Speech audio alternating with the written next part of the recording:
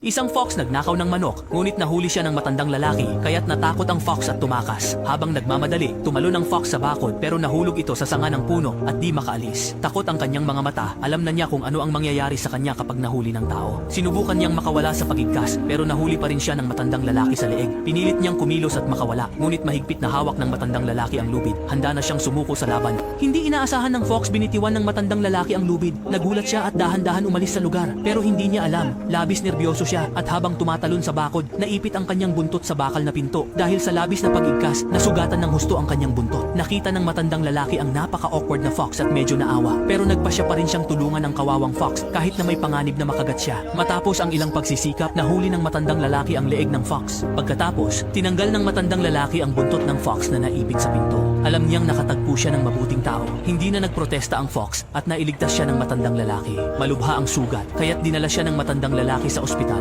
Pagkatapos ng paggamot, ibinalik siya ng matanda. Akala niya, tapos na ang ugnayan. Pero bumalik ang fox, nagpapasalamat, nagbigay. Binuksan niya ang pinto at nakita niyang bumalik ang fox. Nakatingin siya sa kanyang tagapagligtas. Lumapit ang fox sa matandang lalaki at tinanggap ang pagkain. Tiningnan siya ng fox. Nagkaroon ng tiwala sa pagitan nila. Ang fox ay bumabalik. Sa paglipas ng panahon, nagkaroon ng pagkakaintindihan ang matandang lalaki at ang fox. Isang araw, sa kanyang bakuran, nakita ng matandang lalaki ang dalawang fox. Hinawakan ng Weibo, biglang hindi nakaiwas ang maliit na fox. Sa halip, tiningnan siya ng fox. Hinayaan siyang haplusin ang kanyang balahibo. Ang maliit na fox ay bumabalik dito, nakaupo sa labas ng pinto.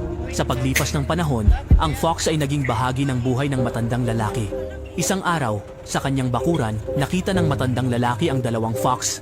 Nalaman na dinala ng fox ang kanyang kasintahan. Natuwa ang matandang lalaki at kumuha ng pagkain. Kumain ang dalawang fox at puno ng pasasalamat sa matandang lalaki. Napansin ng matandang lalaki na maraming maliliit na fox ang naglalaro sa kanyang likod bahay. Napagtanto niyang ang fox na kanyang tinulungan ay naging ina na. Saya ng matandang lalaki matapos makita ang kanyang mga paboritong fox. Umalis ang fox kasama ang mga kutitap. Mula noon, dinadala ng ina fox ang mga kutitap. Tuwing dumarating sila, naghahanda ang matandang lalaki ng pagkain. Ang mga kutitap ay masayang naglalaro sa bakuran ng matandang lalaki. Sa presensya ng mga kutitap, mas mainit at makabuluhan ang buhay ng matandang lalaki. Ang fox ay nagkaroon din ng tahanan at ang kanilang emosyon ay tumibay, parang pamilya. Para sa mga fox, nagdesisyon ang matandang lalaki na baguhin ang kanyang bakuran. Sinadyang nagkaroon ng malaking pagbabago sa bakuran.